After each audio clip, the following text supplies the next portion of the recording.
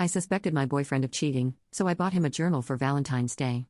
Unbeknownst to him, I had heard from a close friend of mine that my boyfriend was flirting with another girl at the bar.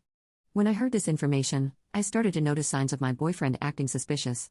He was always laughing at his phone, and when I asked him about it, he got angry and always told me it was just his mom or sister. I started to grow more and more suspicious by the day, but did the best I could to hide it and act like everything was normal. Valentine's Day rolls around, and I decided to buy him a cute little journal and encourage him to write his thoughts and things in it, telling him I read somewhere that it helps with stress. I had already gone through his phone when he was asleep but found nothing. So I was starting to doubt myself, but I still had a bad gut feeling that my boyfriend was cheating.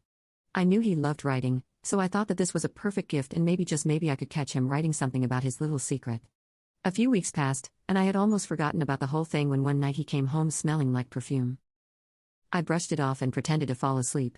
After I knew my boyfriend had fallen asleep, I crept over to his dresser and snagged his journal off the top. I went to the bathroom and locked the door. At first, everything seemed normal, and I began to feel bad about invading his privacy like this. But then I flipped past a bunch of blank pages and my heart stopped. It was a love note written in different handwriting than my boyfriend's, talking about how much fun this person had with my boyfriend and how they will have to meet up again. But it gets far worse.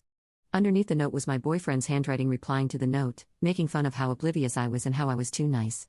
There was more on the second page and far worse, talking about me and how pathetic I was. I couldn't even read on before I bent over the toilet to throw up. I closed the journal and then it hit me. How the hell is this girl writing in this journal? Is she in our house when I'm not there? Or is my boyfriend bringing his journal with him when he goes out and they write these secret little love notes? This thought set me over the edge and I nearly ripped the entire journal apart, but I somehow told myself to remain calm. I went back to bed, put the journal back on the dresser, and tried my hardest not to disrupt my sleeping boyfriend. Morning comes and I had to act like everything was normal, but even looking at my boyfriend made me want to throw up.